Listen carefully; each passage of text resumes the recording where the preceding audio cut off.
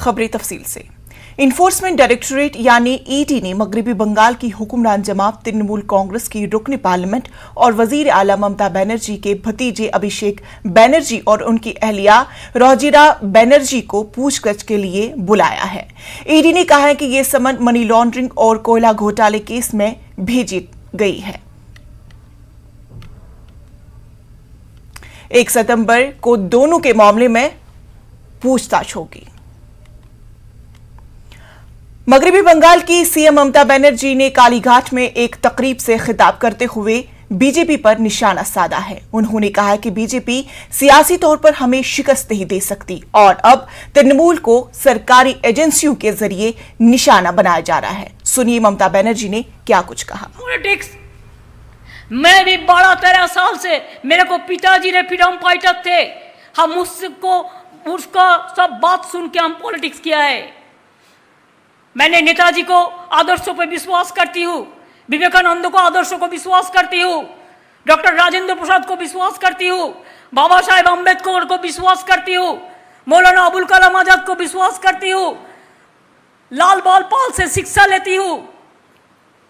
हमेशा राजनीति कभी नहीं करते हैं कि जिसको तुम पॉलिटिकली नहीं लड़ सकते हो उसका खिलाफ में तुम ईडी सीबीआई दिखाते हो।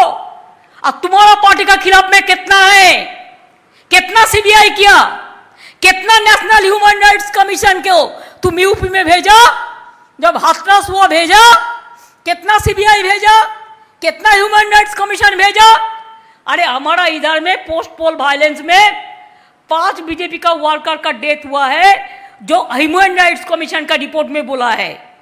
ह्यूमन राइट्स कमीशन का रिपोर्ट में बोला है, लेकिन उसमें 16 तृणमूल कांग्रेस है।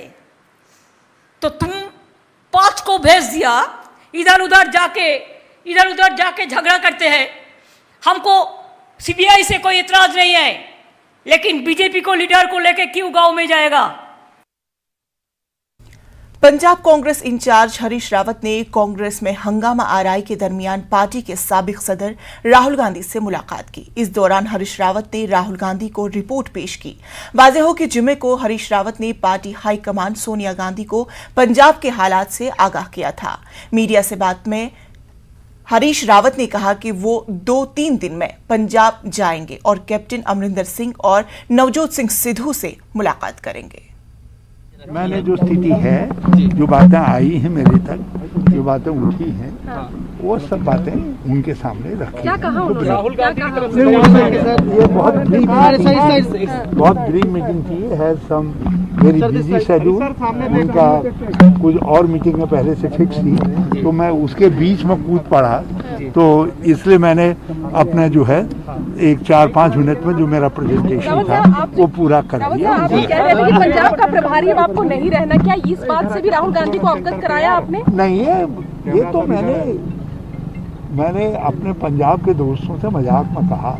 मैंने कहा मैं ये सोचा था कि हम उत्तराखंड पर कंसंट्रेट करूंगा और तुम लोग मेरी नौकरी के पीरियड मैंने कहा और बढ़ा दी हो, तो media has taken it as a suggestion from me that I am going to resign. तो आप कंटिन्यू करना चाह रहे हैं? In Congress, whatever party leadership decides, that is the final. तो मुझको जब तक कहेंगे काम करो, तब तो मैं काम करता रहूँ। सर, लेकिन जो कुछ हुआ है, कल पर सवाल खड़े हो रहे हैं, टाइमिंग को लेकर सवाल खड़े हो रहे हैं, क्योंकि उत्तराखंड में विधानसभा चुनाव भी है। को एक साथ रखने की कोशिश आप करेंगे? मैं एक दिन जाऊँगा। कब जाएंगे सर? अभी 2-3 दिन में जाऊँगा। ठीक है, 2-3 दिन में जाऊँगा। ये आपने बहुत अच्छा, कम से कम at least I have something positive to tell you कि मैं एक दिन, अभी 2-3 दिन के अंदर पंजाब जाऊँगा और सभी लोगों से मिलेंगे। हाँ, मैं जो भी मुझसे मिलना चाहेंगे, और मैं मगर दोनों से, कैप्टन साहब से भी और पीसीसी प्रेसिडेंट से भी जरूर मिलूंगा।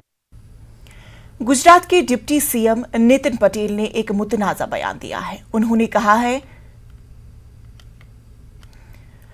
कहा है कि आईन सेक्युलरिज्म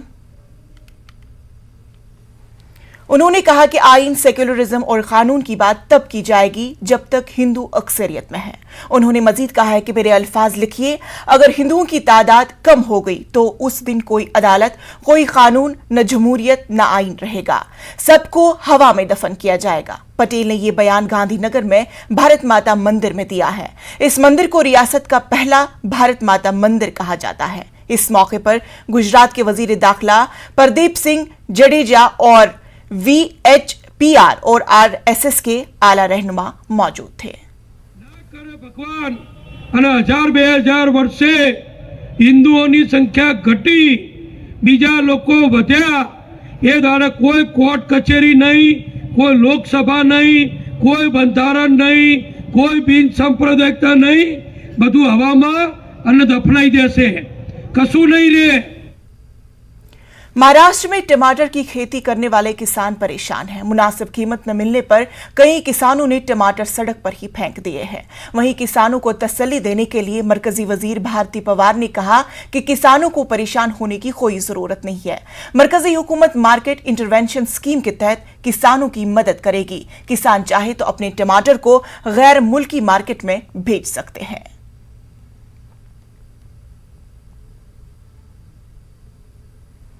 तो खुला है, तो जो चाहते हैं वो एक्सपोर्ट कर सकते हैं। और किसानों को इस कोविड के संकट काल में लगातार केंद्र सरकार ने मदद दी है। कृषि मंत्री तोमर जी से भी हुई है और उन्होंने एक नोटिफिकेशन जारी किया है अभी राज्यों को कि जिस राज्य में टोमेटो की प्राइस काफ़ी कम हुई है तो उन्हें ये मार्केट इंटरवेंशन स्कीम जो है, तो इस माध्यम से वो 50% का जो लॉस है वो देने के लिए केंद्र सरकार तैयार है। लॉस उठाना न पड़े, उनका कोई नुकसान न हो, इसीलिए ये मार्केट इंटरवेंशन स्कीम है। और ये तुरंत आज राज्य सरकार ने अगर प्रपोजल दिया तो उसमें फ़ायदा ही होने वाला है। और ये नोटिफिकेशन भी अभी जारी हुआ है केंद्र सरकार। जयपुर में गंगा जमनी तहजीब की एक और मिसाल देखने को मिली। यहां पिछले 10 दिनों से एक हिंदू बाई की लाश लावारिश पड़ी थी। मुसलमान भाइयों ने हिंदू रसूमात के मुताबिक अंतिम संस्कार किया। इस मयत की आखिरी रसूमात के लिए जयपुर के हाजी जाकिर एक अरसे से मुख्तलिफ मामलात में काम कर रहे हैं। 10 दिन पहले तकरीबन 50 साला काना राम जयपुर के JNU अस्पताल में इलाज के दौरान चल बसा। इसी दौरान जो शख्स इसके साथ था वो उन्हें छोड़कर चला गया। जयपुर में गंगा जमनी तहजीब की जो मिसाल देखने को मिल रही है वो शायद ही कहीं देखने को मिले पूरे कोरोना काल में। और अब उसके बाद भी ये पूरी टीम है जो उन लावारिस लोगों के लिए जो उनकी अंतिम यात्रा होती है उसमें अपना पूरा योगदान देती है। पूरी तरह से जो भी ज़रूरत होती है उनकी धार्मिक रीति रिवाज के मुताबिक उनका अंतिम सफ़र पूरा करवाती है। यहाँ पर आप देख सकते हैं कि पीछे एक लावारिस कानाराम नाम का शख्स था जो कि 10 दिन पहले इस दुनिया को अलविदा कह गया था। अब जब कोई उसका नहीं मिला तो फिर ये जाकिर है, समीर है, स्थानीय जो लोग हैं वो मौजूद हैं। जिस तरह से हमारे देश की गंगा जमुना तहजीब जो है और उसको उस चीज़ को बरकरार रखते हुए हम नहीं देखते धर्मों की आड़, नहीं देखते। हम सबसे पहले देखते हैं मानवता। मानो जिस तरह बाबा BR अम्बेडकर साहब जिन्होंने हमारे देश का संविधान लिखा था, उन्होंने ये कहा था कि मानो एक समान फिर बने भारत मान। उसी चीज़ को लेके हम आगे बढ़ रहे हैं। आज जो मरने वाला मृत्यु जो भी होता है वो मानव होता है, उसका कोई जाति या धर्म नहीं होता है। कुछ ऐसी लवारिस बॉडीज होती है, हमें बोलना नहीं चाहिए बट बोलना पड़ रहा है कि कुछ लवारिस बॉडीज होती है उसका कोई करने वाला दाह संस्कार करने वाला नहीं होता है, मुस्लिम पर्सन होता है। तो लोग छोड़ के भी चले गए, छोड़ जाते हैं। जिस तरह से कानाराम जी के साथ में हुआ, ये 2 लोग एक साथ रहते थे पर वो ऐसा हादसा होने के कारण वो क्या नाम उनको छोड़कर चले गए। तो इस जगह हमारे क्या नाम है कानूता के अंदर जिस तरह से इत्तला मिली, हमारा प्रशासनिक लोग भी हमारे साथ में हैं और हमें पूरा सहयोग करते हैं। जी आप तो ये 2 लोग एक साथ रहते थे, मजदूरी करते थे। एक ख़त्म होने के बाद में इसका साथी यहाँ से गांव से चले गया, उसकी ID मिली है साथी की, उसके घर में मैं जाके आया हूँ लेकिन वो साथी घर नहीं पहुँचा और घर वालों को पता नहीं है उसका कहाँ गया। इनके परिवार में और कोई सदस्य नहीं। जब कोई लावारिस था तो ऐसे और भी कई केसेस से जो आप बता रहे हैं, करीब 27 लोगों का अंतिम संस्कार आप अभी तक कोरोना काल के अंदर एक कोटा की इस तरह की बॉडी थी, उसको भी हम लोग यहाँ पर दाह संस्कार देकर गए थे। तो मैं आग्रह करूँगा आपके चैनल के माध्यम से, जिस तरह से हमारे देश के अंदर, इस संविधान के अंदर सब लोग हिंदू और मुस्लिम सब एक साथ रहते हैं। तो इस तरह से पहल करना चाहिए हर एक व्यक्ति को कि इस तरह की कोई बॉडी अगर मिले तो उसका दाह संस्कार करना चाहिए, जिसका परिणाम जो है आपको बाद मृत्यु हमें भी जाना है इस दुनिया से एक दिन। मेरा काम ये होता है कि अस्पताल से डेड बॉडी लेकर के, हिंदू होती है तो आदेश नगर शमशान घाट, मुस्लिम होती है तो कारगेट कब्रिस्तान, जी बिल्कुल, ये ले जाना होता है हमारा। जी बिल्कुल, तो ये पूरी टीम है, काबिल गौर है, और यहाँ का पूरा स्टाफ भी इसमें मदद करता है। यहाँ पर अंतिम संस्कार कराते हैं। आखिरी सफ़र जो होता है इस दुनिया से जाने के बाद किसी का, वो आसान रहे, उसमें उसके धार्मिक रीति रिवाज का ध्यान रखा जाए, इस चीज़ के लिए पूरी टीम ध्यान रखती है। ये मुस्लिम हैं, लेकिन जो हिंदू रीति रिवाज से यहाँ पर कानाराम का वो करा रहे हैं। इससे पहले भी कई यहाँ पर करा चुके हैं। जो मुस्लिम होते हैं उनको कब्रिस्तान ले जाते हैं। कोशिश ये रहती है कि किसी की भी आखिरी जो सफ़र में कोई ऐसी परेशानी ना हुई करते हैं। इससे सबक लेना चाहिए, क्योंकि गंगा जमनी तहजीब का हमारा देश है। इस देश के अंदर इस तरह से प्यार मोहब्बत को बढ़ावा दिया जाना ज़रूरी है। अरबाज अहमद, न्यूज़ 18 के लिए, जयपुर से। ब्रेक के बाद इस्तकबाल। अब बात करते हैं कोरोना की, जहां मुल्क में अब कोरोना के 46,759 नए मामलों की तस्दीक हुई है। वज़ारत सेहत की जानिब से जारी करदा आदाद-ओ-शुमार के मुताबिक पिछले 24 घंटों में 509 अमवात दर्ज की गई है, जबकि इसी अरसे में 31,374 अफराद सेहतियाबी हुए हैं। मुल्क में कोरोना के 3,59,775 एक्टिव मामले हैं। मुल्क में कोरोना के खिलाफ टीकाकारी मुहिम भी लगातार जारी है। अब तक 62 करोड़ से ज्यादा लोगों को वैक्सीन दी जा चुकी है।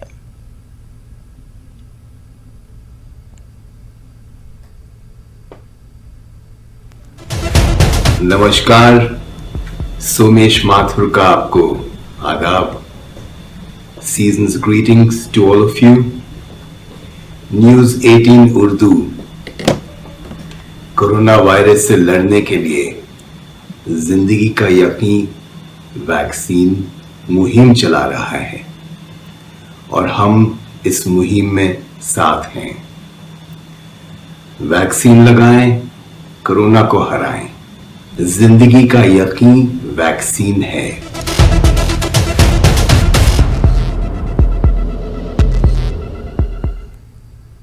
मुल्क में कोरोना के खिलाफ टीकाकारी मुहिम के जरिए जंग लगातार जारी है। हर रोज ज्यादा से ज्यादा लोगों को वैक्सीन लगाने की कोशिश की जा रही है। वहीं इसी ज़िम्न में मुल्क में पहली बार एक दिन में 1 करोड़ लोगों को वैक्सीन लगाने का रिकॉर्ड बनाया गया है, जिसके बाद मुल्क में वैक्सीनेशन करवाने वाले लोगों की तादाद 61 करोड़ से तजावुज कर गई है। एक दिन में 1 करोड़ वैक्सीन का रिकॉर्ड बनाने पर वजीर आजम नरेंद्र मोदी ने मुबारकबाद भी पेश की है। साथ ही वजीर दाखिला अमित शाह ने भी इसे ज़िम्न में ट्वीट किया और पीएम की भी तारीफ की है। कोरोना के मामले कम होने के बाद दिल्ली हुकूमत ने 90 से 12वीं तक के स्कूल शुरू करने का फैसला किया है। दिल्ली में 1 सितंबर से सभी स्कूल खुल जाएंगे। हालांकि हुकूमत ने बच्चों को स्कूल भेजने की जिम्मेदारी सरपरस्तों पर छोड़ दी है, जिसको लेकर सरपरस्त नाराज है। दिल्ली पेरेंट्स एसोसिएशन ने दिल्ली हुकूमत को खत लिखकर बच्चों की जिम्मेदारी लेने की मांग की है। इसके अलावा डीपीए ने कई सवाल खड़े भी किए हैं। कोविड की लहर जिस तरीके से धीमी पड़ रही है, इसी बीच दिल्ली सरकार ने दिल्ली में 1 सितंबर से स्कूल खोलने का आदेश जारी कर दिया है, लेकिन दिल्ली पेरेंट्स एसोसिएशन इसका ऑब्जेक्शन कर रही है। हमारे साथ बात करने के लिए मौजूद हैं दिल्ली पेरेंट्स एसोसिएशन की प्रेसिडेंट अपराजिता गौतम। अपराजिता, दिल्ली सरकार ने तो कहा है कि 1 सितंबर से स्कूल खोले जाएंगे, ऐसा आदेश जारी कर दिया गया है। क्या कहेंगी, कैसे देखती हैं इस फैसले को? देखिए, जिस समिति में ये फैसला लिया गया है, इस समिति की खुद में बहुत सारी खामियां हैं। कुछ खामियां मैं अगर आपको गिनवाऊं तो ये जो समिति है, आप खुद देखेंगे 9 सदस्य समिति है। इनकी जो बैक टू बैक 3 जो मीटिंग्स हुई हैं, मज़े की बात ये तीनों मीटिंग इन्होंने वीडियो कॉन्फ्रेंसिंग के थ्रू कीजिए है। आप ये देखिए 22 तारीख को जो उनकी लास्ट मीटिंग हुई है, जिसके बेस पे ये फैसला लिया गया है, 22 तारीख की मीटिंग में भी इनफैक्ट ये वीडियो कॉन्फ्रेंसिंग के थ्रू हुई है और मात्र 1 हफ्ते बाद बच्चों के लिए स्कूल खोल रहे हो, फिजिकल स्कूल। दूसरा, इस मीटिंग में अगर आप इस ऑर्डर को थॉरो पढ़ते हैं, इस मीटिंग में 9 सदस्यों में से केवल मात्र 1 सदस्य है जो पेरेंट है, ठीक है। और जो सिग्नेचर में आप देखते हैं, जो हेल्थ सुपरिटेंडेंट हैं, उनके सिग्नेचर भी आप देखेंगे वहां नहीं है, वहां लिखा है अप्रूव्ड ऑन व्हाट्सएप। मतलब 7 लोगों के सिग्नेचर में से एक ने व्हाट्सएप में अप्रूव किया है। तो ये समिति अपने आप में क्या दर्शाना चाहती है, अपनी कार्यशैली को देखें। यहाँ पे जो स्कूल खोलने का नतीजा जो निर्णय इस समिति ने लिया, हम इसके पूरी तरीके से खिलाफ है। इन्होंने क्या बेस रखा है हम नहीं समझ पा रहे। आप कह रहे हैं कि इस निर्णय के आप खिलाफ हैं, तो क्या आपने कोई लेटर लिखा है दिल्ली गवर्नमेंट को? आपने बोला है कि ये चीज़ें ऐसा नहीं होना चाहिए, और क्या कारण उसमें दिया गया है? देखिए, आपने पूछा लेटर लिखा है, अभी हमने लेटर नहीं लिखा क्योंकि हम फाइनल डिसीजन का वेट कर रहे थे। बट हम पीछे कई दिनों से हम यही मांग रहे हैं कि सरकार अगर स्कूल खोलने में इंटरेस्टेड है तो वो जिम्मेदारी भी ले। आज के डेट में हो क्या रहा है, इस ऑर्डर पे भी साफ साफ है कि पेरेंट्स को अपना एक कंसेंट लेटर देना होगा। हमारा ये पूछना है कि पेरेंट्स क्यों कंसेंट लेटर दें? जो स्कूल खोलना चाहता है स्कूल प्रशासन कंसेंट लेटर दे, सरकार अपना एक शपथ पत्र देना कि मैं जिम्मेदारी लेती हूँ। यहाँ सरकार अपनी जिम्मेदारी एक तरह से मैं बोलूँगी कि पेरेंट्स के ऊपर सारा एलिगेशन, कल को कुछ होता है इन केस, पेरेंट्स के ऊपर डालना चाहती है, क्योंकि पेरेंट्स नहीं चाहते हैं भेजना अभी भी।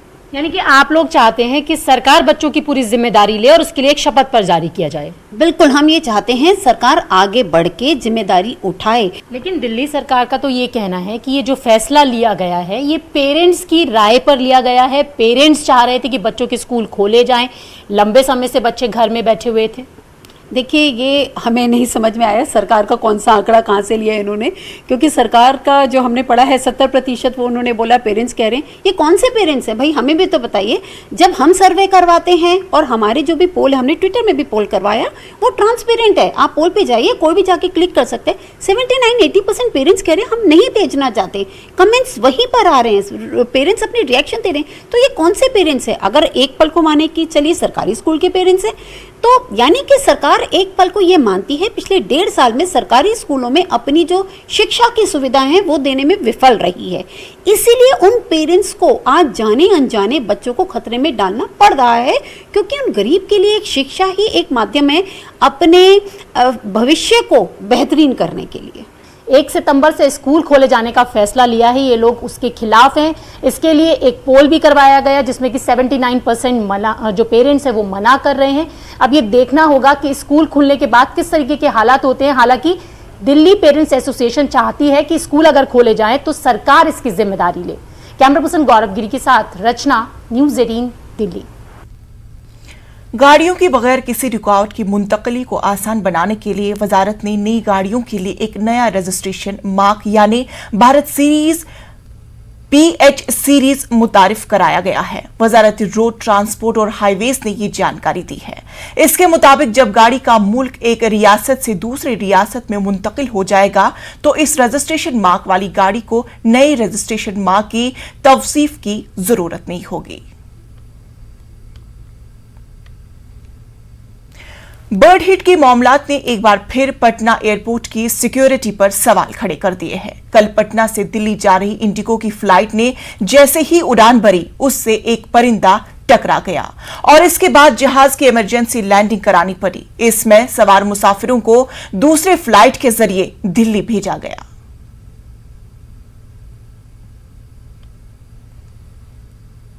हिट्स की घटना है पटना के जयप्रकाश नारायण इंटरनेशनल एयरपोर्ट के लिए परेशानी का सबब बनती जा रही हैं। एक बार फिर से इस एयरपोर्ट पर बर्ड हिट्स की घटना हुई है।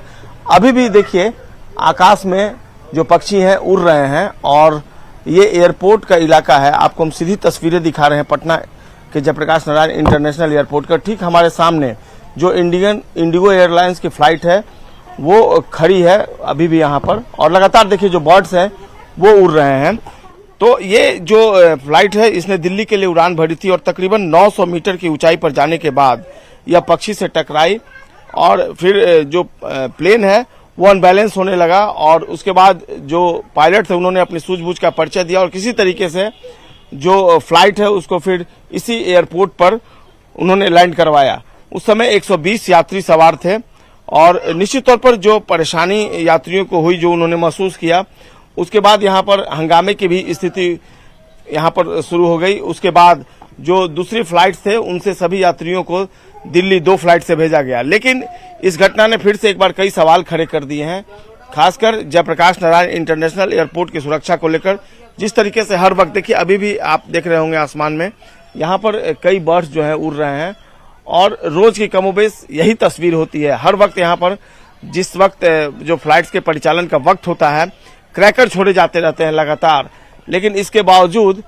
जो यहाँ पर बर्ड्स हैं वो कम नहीं होते हैं। और एक बार फिर से इस तरीके की घटना सामने आई है। पटना इंटरनेशनल एयरपोर्ट पर बर्ड हिट्स की घटनाओं को लेकर पटना डिस्ट्रिक्ट एडमिनिस्ट्रेशन और एयरपोर्ट अथॉरिटी की आगे क्या स्ट्रेटेजी होगी, ये देखने वाली बात होगी।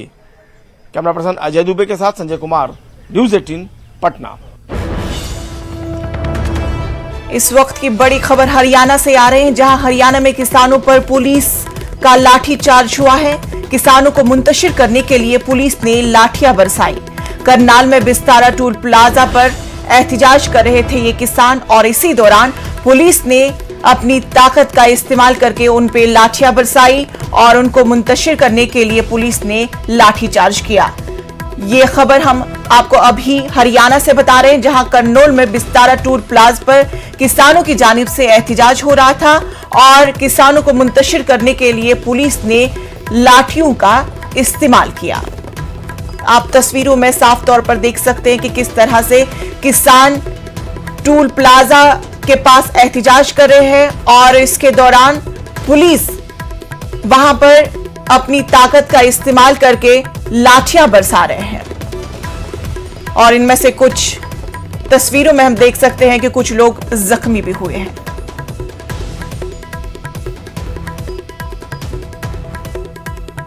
ये तस्वीरें हरियाणा से हैं, जहां पर किसानों ने एहतिजाज कर रहे थे और इसी दौरान पुलिस ने किसानों पर लाठियां बरसाई।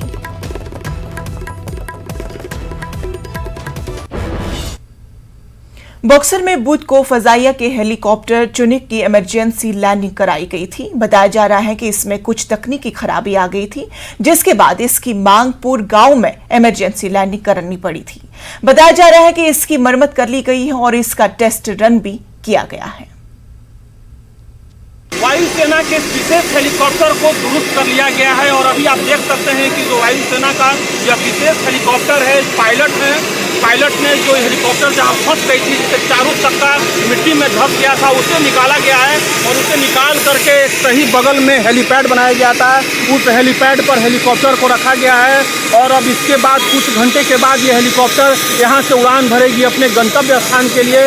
जैसा कि वायुसेना के जो यहाँ पर अधिकारी हैं उनके द्वारा बताया गया है कि जो हेलीकॉप्टर का जो चक्का था, चारों चक्का वो फंस गया था और आज जो एक्सपर्ट की टीम आई है हेलीकॉप्टर को दुरुस्त करके और इसे यहाँ से निकाला गया है। निकालने के बाद जिला प्रशासन के द्वारा एक हेलीपैड बनाया गया था, वहाँ ये विशेष हेलीकॉप्टर को अभी लैंड कराया गया है, जिसके बाद कुछ घंटे के बाद हेलीकॉप्टर यहाँ से टेक ऑफ करने की उम्मीद है। पुष्पराज, न्यूज़ 18, मानिकपुर गाँव, बक्सर।